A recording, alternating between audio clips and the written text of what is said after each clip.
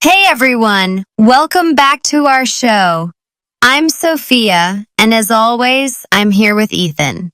Today we're going to talk about something that makes many English learners scratch their heads, phrasal verbs. You know, those little 2-word or 3-word verbs like pick up or run into that seem confusing at first. The good news is, we're going to show you how to learn them without getting lost. Hi everyone. Yes, phrasal verbs can be tricky. I remember when I was first learning English, I saw take off and take on and take in, and I thought, wait, they all start with take, but each means something different. It felt like a maze. But over time, I found a way to understand them better. That's right. And today, we'll share a story and some steps to help you untangle these verbs. Imagine this. Our friend Maria moved to a new city to study English. She's super excited, but in her first week of classes, she hears so many phrasal verbs that she feels dizzy. Her teacher says things like hand in your homework, look into this problem, bring up that topic in class. And Maria just smiles, nods.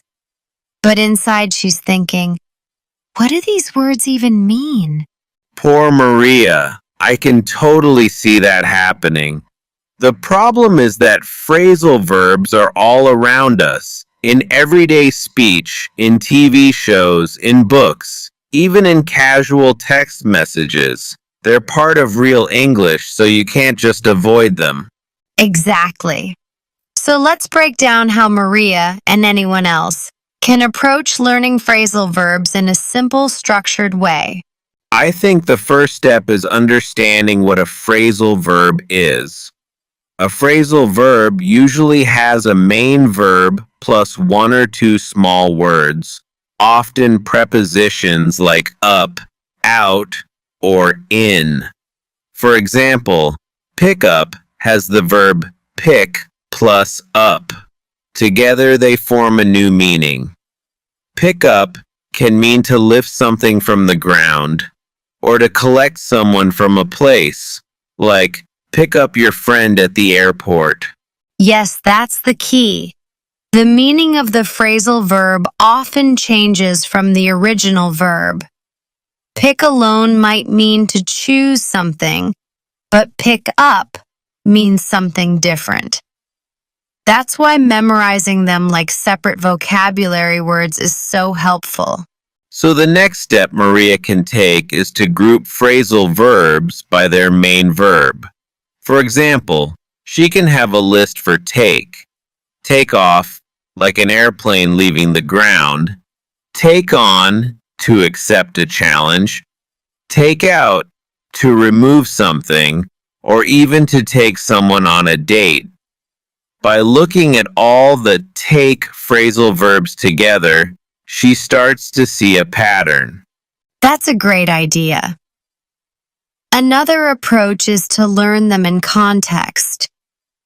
Instead of just memorizing take off equals to remove clothing or for a plane to depart, Maria can watch a short scene from a movie where someone says, I'm going to take off my jacket, or the plane will take off soon.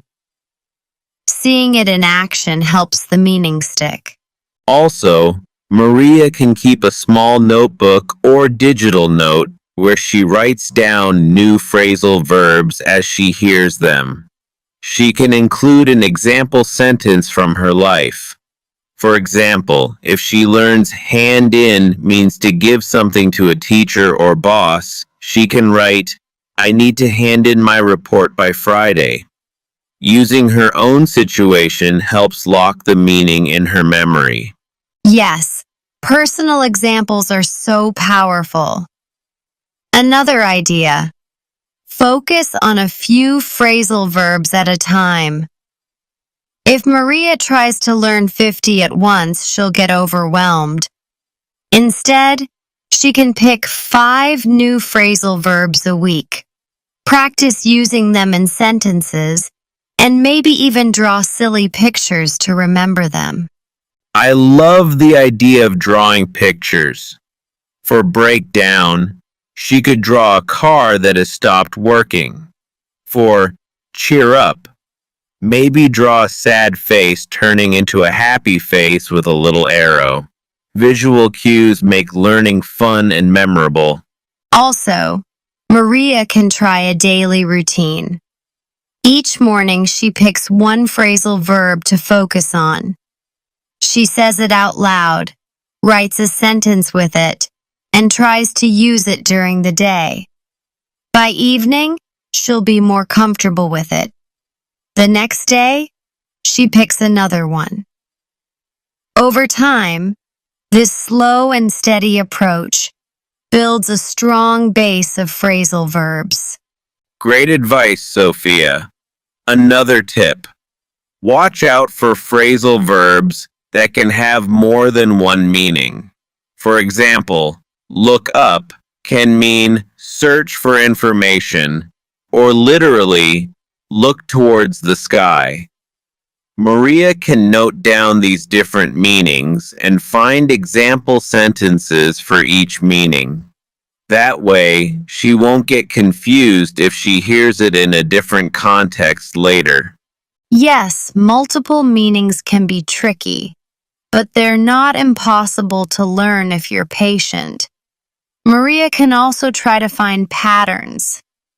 Sometimes up adds a feeling of completion, like clean up, meaning clean completely. Out can mean something is removed or going outside. By noticing these small hints, she can guess meanings even if she's not sure. And of course, practice is key. Talking to others, maybe in a language exchange, listening to English podcasts, or even writing short stories that include phrasal verbs can boost her confidence. The more she sees and uses these verbs, the more natural they'll feel. Right. And if she's ever stuck, she can use a good dictionary or website that explains phrasal verbs with examples. Seeing how native speakers use them in everyday situations is much better than trying to memorize a list without context. Let's imagine Maria puts these steps into practice. Maybe at first she's frustrated, but after a week she knows pick up, hand in, look after, turn on, and turn off pretty well. She even starts noticing them in her favorite TV show. Then next week, she adds a few more. Slowly, these strange phrases become familiar friends. Yes, exactly. The key is patience and consistent effort. Instead of seeing phrasal verbs as a scary mess, she can view them as fun puzzle pieces that fit together with practice. Each new phrasal verb learned is like adding another tool to her English toolbox. And soon enough, Maria might find herself using phrasal verbs without even thinking about it. She might say, "Let's wrap up this project," or "I need to look into that," and realize she's becoming more fluent. That's the dream, right? To use phrasal verbs naturally, without hesitation. It can happen as long as Maria and all our listeners remember to learn them in small steps with real examples, personal sentences, and some creativity. Actually, Ethan, before we say goodbye, I just thought of another idea that might help our listeners feel even more comfortable with phrasal verbs. Since we were talking about Maria and her journey, maybe we can imagine how she uses these new techniques in her daily life. And what happens next? That's a great idea, Sophia. Let's follow Maria through a normal day and see how phrasal verbs become easier for her step by step. So picture this. Maria wakes up in the morning and the first thing she does is pick up her notebook. She wrote down 3 phrasal verbs last night. pick up, turn on, and check out. She says each one out loud, along with a sentence she made up. For example, I'll pick up my friend at the train station. I need to turn on the lamp. And I'm going to check out that new cafe today. As Maria gets ready, she's already using these verbs in her mind. When she puts on her jacket, she might quietly say, I'll put on my jacket. When she realizes her phone battery is low, she thinks, I need to plug it in. Little by little, these words don't feel weird anymore. They feel natural. Later, Maria heads out to meet a classmate for coffee. On the way, she listens to an English podcast. The host says something like, We're going to dive into today's topic.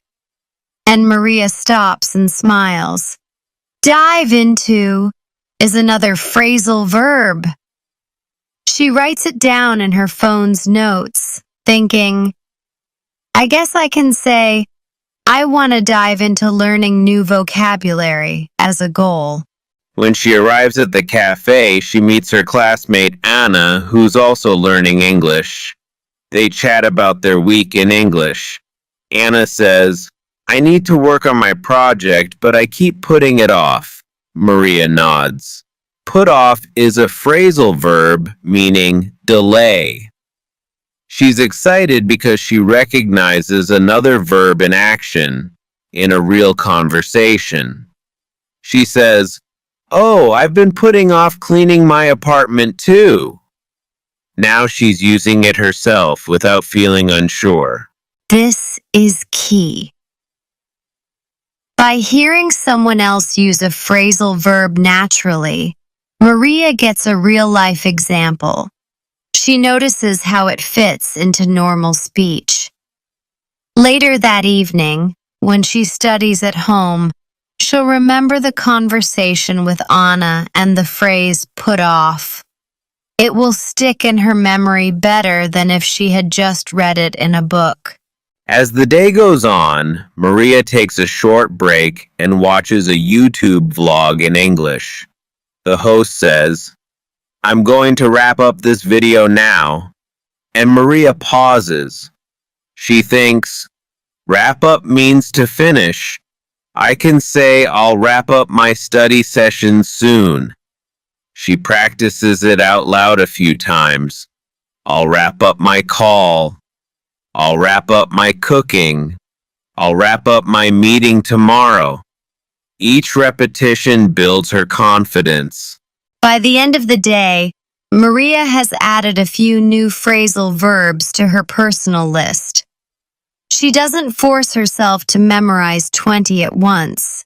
Instead, she just gets comfortable with a handful.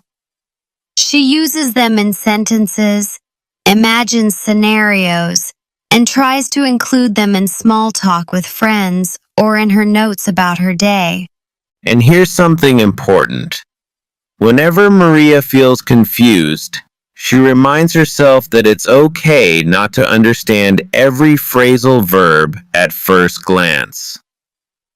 She can look them up in a dictionary, watch a short video where someone explains them, or ask a friend who's more experienced.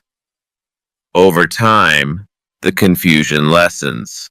Also, Maria might start to notice patterns. For example, up in a phrasal verb might suggest something going higher or finishing something completely, like clean up, meaning make something fully clean, or out might hint at something leaving or going outside, like take out, meaning remove something. Spotting these hints helps guess meanings without always needing a dictionary. Exactly. After a few weeks, Maria feels more at ease with phrasal verbs. She stops dreading them. Instead, she sees them as part of the language's personality. Now, when she reads a text or listens to a video and comes across a new phrasal verb, she thinks, interesting, I wonder what this means in this context, rather than, oh no, another tricky phrase. And that shift in attitude is huge. Learning phrasal verbs stops feeling like a chore. It becomes a fun puzzle, where each new verb is like a piece that fits into her growing English picture. So, if we return to our listeners, if you're feeling overwhelmed by phrasal verbs, remember Maria's story. Start small. Pick a few common phrasal verbs, learn them in context. Use them in your own sentences, and review them often. Don't try to master them all in 1 week. Slowly build your knowledge. And try to enjoy the process. Watch a favorite show and listen for phrasal verbs. Read a short article and highlight the phrasal verbs you see.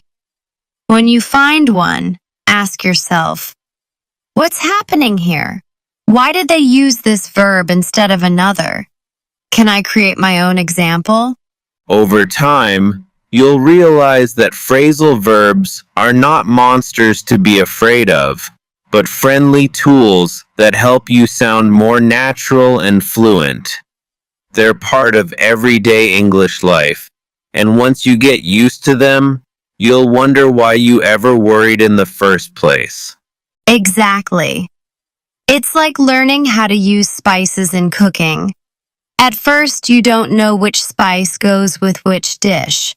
But with practice, you discover that a little in, up, or out added to a verb can create a completely new flavor in your sentence. I love that comparison, Sophia. It really captures how phrasal verbs add variety and depth to communication. They let you express subtle differences, like set up meaning to arrange something, and set out meaning to start a journey. Each small change in the second word changes the meaning of the phrase. And remember, don't be hard on yourself if you can't remember them all at once.